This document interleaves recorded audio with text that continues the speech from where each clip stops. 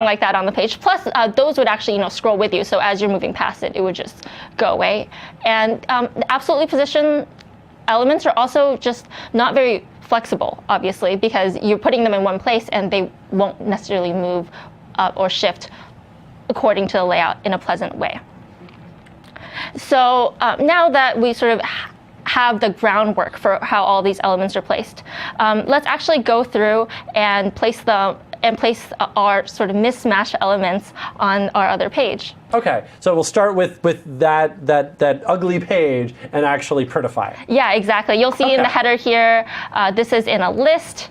We'll of course, make those in line. We'll make all of this work. But let's start by doing some of our position and element stuff. So this is a base CSS file that I have for that page. As you can see, a lot of these things are actually styled a little bit. Like there are these boxes. I've changed the background color. These aren't important to positioning, so I just put that in there. So we're not starting with a completely blank page. That I tried it. I tried to put that in the demo. That actually does take forever. Yeah. And you had to get rid of that serif font. Of course. It's the first thing you have to do. Although, like what Chris had before, something that's nice to put here is in case they don't have Arial. I don't really know people who won't have Arial. You can put sans serif just to have a fallback. Arial, Verdana, they're basically always there. Yeah. Yeah. They're the good go-tos. Okay, so something we haven't talked. So first, we're going to position our header on the page, and something that we haven't really talked about yet is width and height. And these are pretty self-explanatory elements of. There's pretty self-explanatory properties of an element. The width, determines how wide it is, and height determines how tall it is. And so you see that I have put a couple of different positions in here. For the header, I stretch it to 100%, and that is 100% basically of what its parent element is. But because header, you can see in my HTML file here, it is sitting right here. It doesn't really have a parent element besides body, and body is just 100% of the page, obviously. That'll automatically stretch to 100% of that page. Okay, so just to sort of reiterate that, that width at 100% is based on the parent element. It's not based on the browser window. And it just so happens that this is inside of body, so that's why it's 100% of the entire window, because body is the entire window. Yeah. Okay. Yeah, I mean, if you want, we can go through and we can show this to be, if we change body to be with 50%, and this would just, or I guess we should do 500 pixels to make that a bit more clear. Ah, I like that. Okay. And we refresh this. Yeah, you'll see that the entire body is now 500 pixels, and then, but the header block is still 100% of the width here. Okay. So you'll see here, body is just that 500 pixels across, and then so is header though, because it's 100% of that. I like it. Yeah, so let's go through and undo this. We don't want, that kind of a page. And we're also setting height here. We're setting height in pixels. So as Christopher talked about before, there are a bunch of ways that you could set these values. And in here, setting element sizes as well as text sizes, you can use things like EM to make it relative to the size of text. I'm just going pixels here because that makes sense. You want your header to be at the top of the page at a fixed height. So I'm just setting it to that. And what I'm going to do now is, going back to positioning, I'm going to set its position to actually be fixed. So it sits at the top of the page. Okay. So let's see what happens now. So you just made one little change there. You just simply said fixed. Yeah. I simply said fixed for the position. And now if you see, when I start scrolling, that element stays at the top of the page. Now it's worth noting that there's some spacing issues. We're going to get to that in the box model part. Okay. So don't worry about that for now. All right. We're also going to change some of the elements in our header, because you'll see we don't want our header to be, or our header links to be vertical. We want them to be horizontal on the page, like this. Okay. So we can do that by simply making these list items inline instead of block, like they are by default. And so what we can basically do for that is we can say display inline. And once we save that, when we refresh here, they'll of course be in a line. Okay. All right. So by default it was block, so boom, boom, boom down the list, and now inline it's all going to be horizontal. Exactly. So yeah, inline just allows these elements to sit next to each other. It's not necessary to use inline block for elements like this, where they're still small and they could be part of like I said before, something that could be part of a paragraph. Like I said before, I just use inline, but we will use inline block for a couple of other things. So I'm just tabbing all over the place here. You'll see in this page, for instance, we have these two elements. We have this sort of side text here and this image being on the same line. And you can achieve that using inline block. Okay. We also have all of these sort of cards here of all the things that we theoretically teach in each of our modules. I left them blank. I was going to put some lorem ipsum in there, but then it just seemed like we were teaching you rubbish, so I left them blank for now.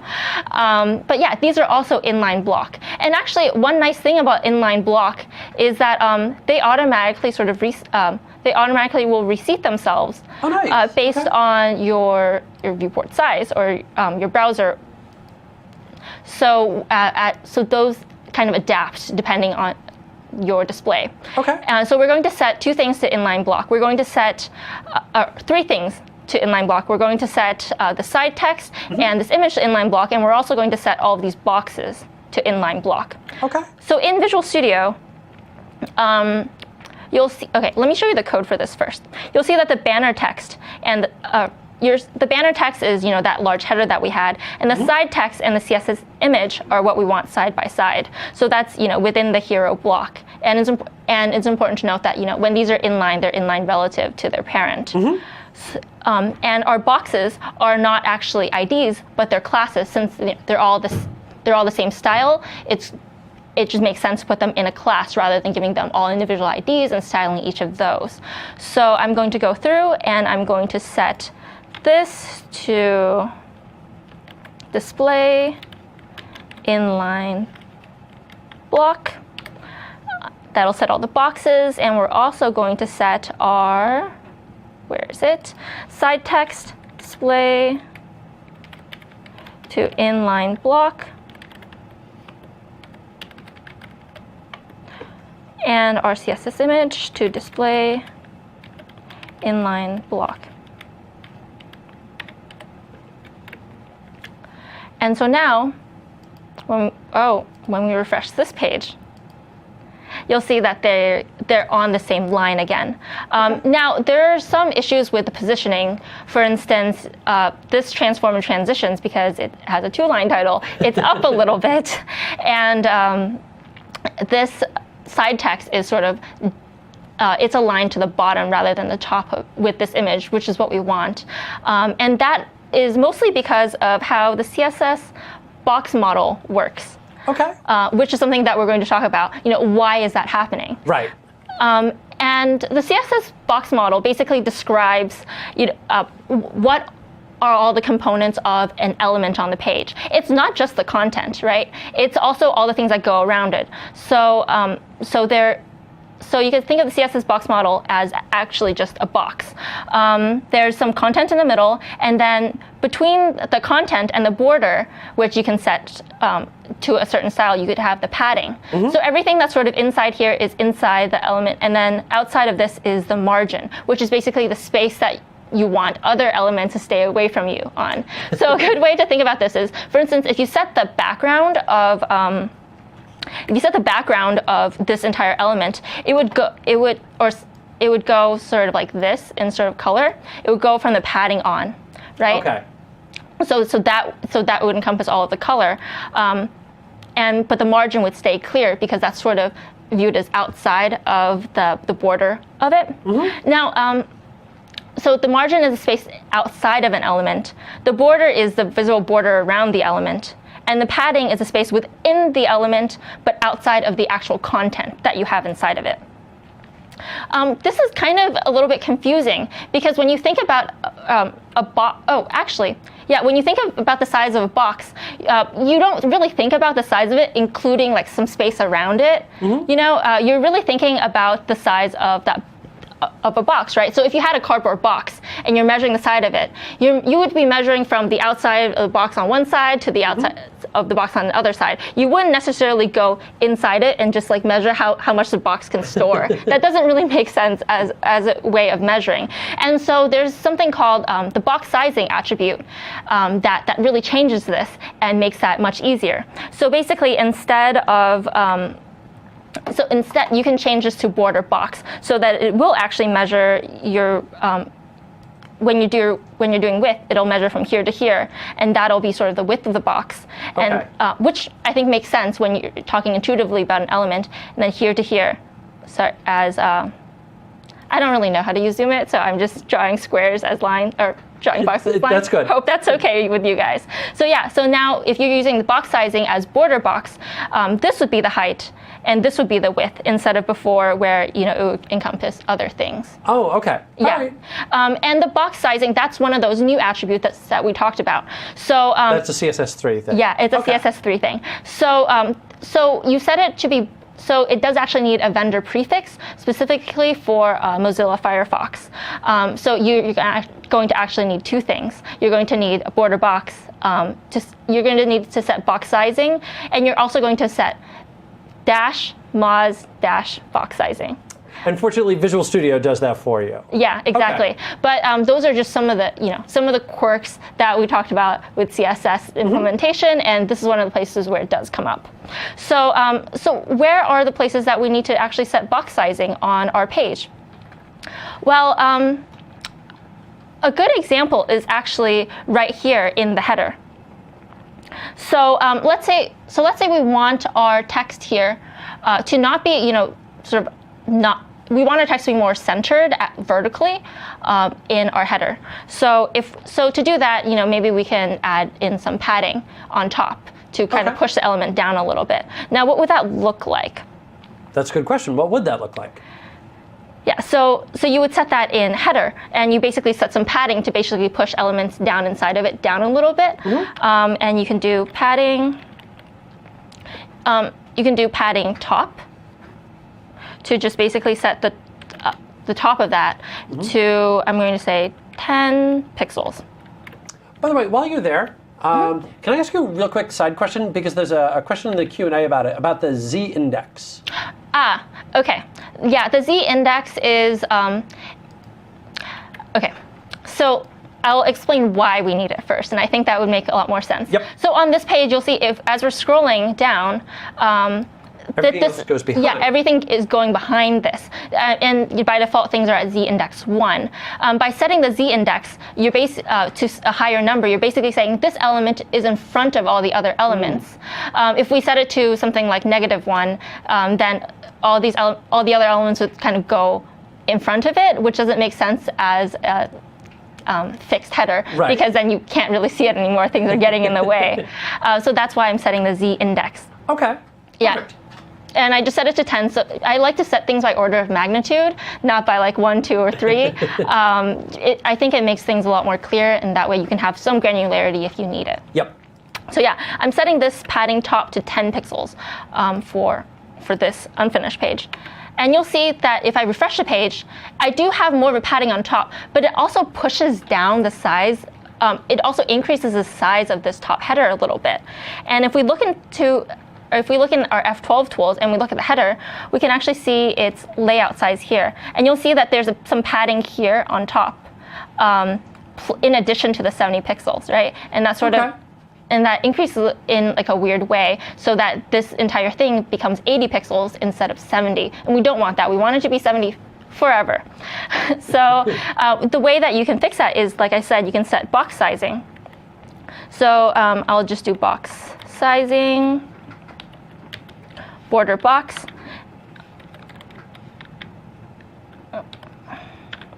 and for our Mozilla,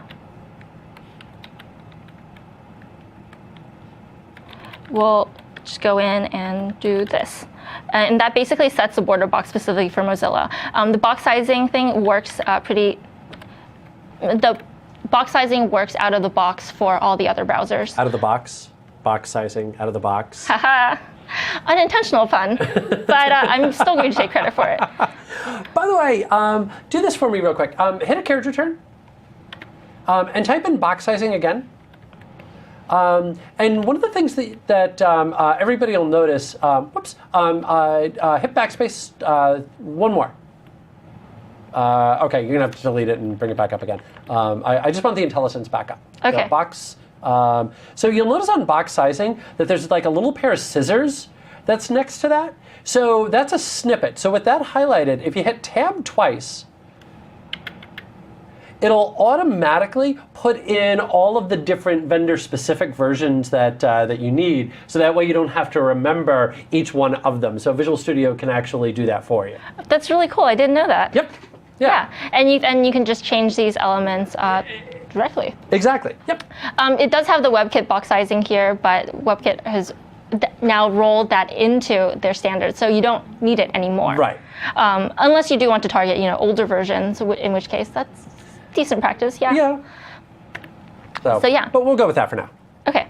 So we're going to save this, and now, when you go and refresh this page, you'll see that this has again become 70 pixels. 10 pixels isn't a huge difference, so you might not be able to see it too clearly, but here, if I select this element, you can see now, it's kind of pushed in that element size a little bit to account for the padding. Okay. So now instead of it being 80 from accounting for padding, now it's 70 even accounting for padding. And that's on the F12 Tools, that layout tab, and that's showing you the full box, that way you can see the sizing of the box and how everything's coming together. Yeah. That's really cool. Yeah, these can be really finicky, so it's nice to actually see all these things. Yep. And it's especially nice to have this, to have the element selection tool to be able to actually select these. No. Yep.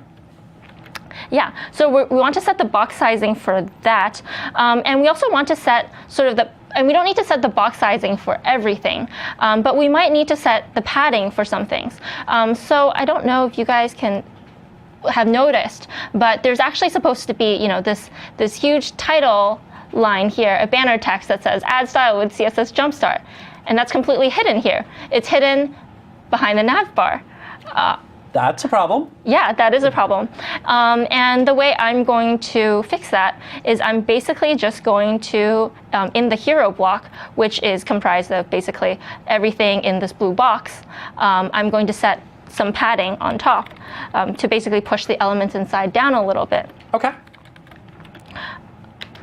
Oh, actually, I want to show you guys how to set padding for basically all four sides at the same time. Okay. So instead of doing padding top, you could just simply do padding, and you can put in 4 values. Okay. And the values basically go top, right, bottom, left in that order. So starting from the top, going clockwise. Exactly. So top right, bottom left. Yeah, and so you put in 4 values. And for this, since I'm only setting top, I'm going to set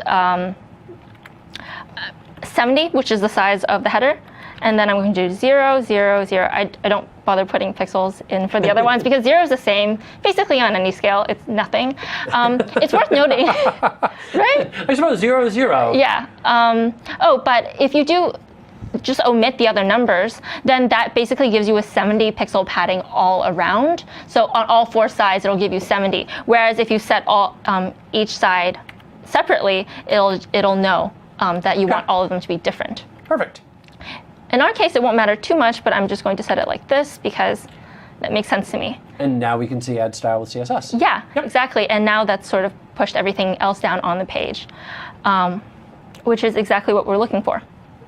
Okay, so now now the elements are sort of in the right positions on the page, but they're not aligned in the way that we want them to be, right. Or they're not floated on the side of the page like this that we want them to be. Mm-hmm. So we're going to talk about that next.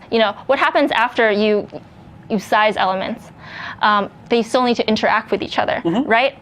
And so the first thing that we're going to talk about is the float property. This is probably the most commonly used property for anchoring elements on a page. This horizontally anchors an element basically on its row. So if you float elements to the left, it'll stay on the left side, and if you float elements to the right, it's going to stick basically onto the right side. And it also allows other elements to flow around the page. So I have an example down here of basically what a blue box floated onto the right would be. You'll see that the text is, able to flow sort of around it. And this was the original use case for float. I mean, when CSS first started, HTML was also intended to be, basically a document, right? Right. So it was intended to basically float images around and let text go around this. But since then, float has been sort of co-opted to do other things. And those other things do include basically anchoring an element on its row. So one of the elements that we want to anchor is our large CSS3 badge. We want to anchor that onto the right like this. I know this isn't really pretty, but it does give you a good indication of what floating something onto the right would be. Absolutely. You'll also notice that there's some space right here between it and the right side. I'm going to show you what that would look like basically if I didn't have the margin there. Yeah, so this is my image, and right now I'm giving it a 10% margin to the right. That way it scales with the page size. If I didn't have that, it would just go directly to the right. I got you. So we're going to set a couple of things. We're going to set its float, and we're also going to give it a little margin so it doesn't float just on the edge. So in here, we'll say float right. And we're also going to do margin right 10%. Whoa, 10%. I need to find percent. Okay, great. And similarly, we want to set the left margin for our text to not be exactly on the left edge of the page, but have a little bit of buffer. So I'm going to do margin left on this, and I'm going to do 10% as well, so it looks a little centered. And now, if we refresh our sort of demo, it'll go like this. Whoa. All right. What happened? Well, we got halfway there, sort of, and then we made a mess of a few other things. Yeah, and this actually happened because, this is one of those things where elements interacting on the page can do bad things. So right now, basically what happened is our hero block said, oh wait, if you want to put it there and these are next to each other and this text is here, then this element is actually going to be too big to fit in our box. So basically it floated it here and then it sort of stranded it outside of the box. There's a pretty good way of just making sure everything that you want inside of the box stays in there, and that's using the overflow property. So if elements sort of overflow from that div, the div will just simply enlarge itself to account for it, instead of simply saying, well, I guess you're out there on your own. So I'm going to say overflow auto, and that should take care of that. Okay, so that'll automatically resize. Exactly. Okay. So basically, it'll say if an element overflows our div, don't just leave it hanging.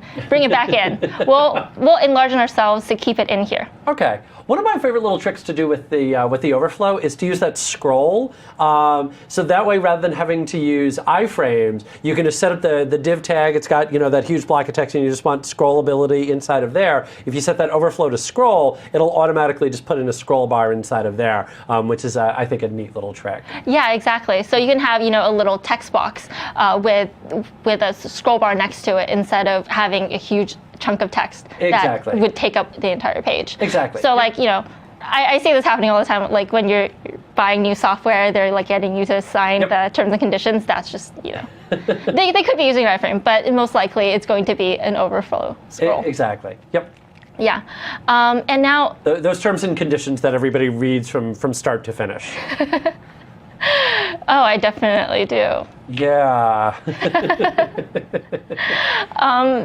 So one thing that I promised you guys I would do that I haven't yet done is I haven't fixed this sort of margin here that's happening with basically in the entire body of the document, and that's because body actually has some default padding and margin on it, and this actually does vary a little bit between browser to browser, but I don't know that I would ever want some space there. So generally what I do is I set margin of the body to just be 0. I want it to take up the entire screen, and I also want there to be no padding. So, elements within the body just, go from side to side exactly where I would expect it.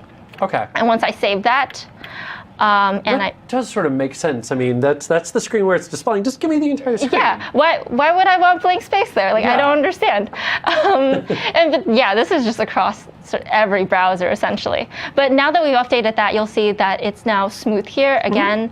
And the last thing that we want to do with padding is we actually want to pad probably each of these links. So it's not just one chunk of text together, but they actually have some padding left and right. And you can set padding for things for even inline elements. They're not only for block elements. So I'm going to go back in here, and you'll see I did this, the descendant selector, like we learned before, for all, because all the list items within our header are going to be links, link outs. So I just set it there instead. And what I'm going to do here is I'm going to do just some padding to the right. I'm going to set that to 20 pixels just to give it a little bit of padding. I'm not going to do left and right because, all of them just can go 20 over. Yeah, that would combine, and now you've got 40 pixels. Yeah, exactly. And this is just much more exact. I don't want to have to divide it by half. And you'll see that now this is separated a little bit more. But now we also want these to be on the center of the page. I mean, everything else is sort of centered. It's nice to have things centered. And actually, what is interesting is that centering can, once you have inline elements, centering can happen to basically all of them. So we can center all of these links here, and we can center these inline block cards on boxes on the bottom using the same thing. And it's going to be text align. So I know that the boxes on the bottom aren't text, but that is how you indeed align them to be more centered. So it's sort of like the reverse of the old color, where color is just for the text. Here you actually want to apply it to the element. You're going to use text as the prefix. Yeah, this is just a simple way to center your inline elements. There are other ways as well. People set the margins, but I find this to be fairly straightforward. So I'm going to set this. So I'm going to set the block. I'm setting the text align center not to the boxes themselves, but to the container of the boxes. So that everything that goes inside that container, which are all the boxes, are automatically centered. So I'm going to set that to here. And then similarly, I'm not going to set these, the header list items to be text align centered. The entire header. Yeah, exactly. I'm going to set the entire header to be text align.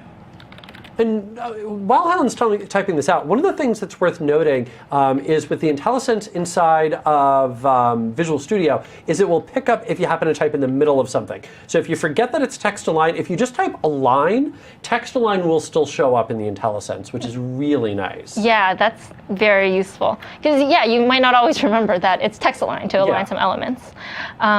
So once we have that, now if we just refresh the page, you'll see that these elements on top in the header are, of course, aligned, but in the center. But also, these are centered as well on the bottom. So now, once we minimize the page, I mean, they're always going to be sort of centered. They're not going to look very good, unfortunately, because as you can see, we still have sort of this like off-kilter alignment there. And that's because we haven't actually told inline elements how to align themselves.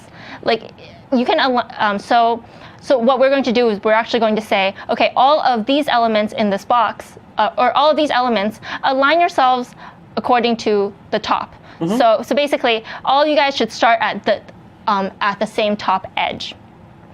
So we're going to go in here, and then for each of these boxes, we're going to say top align.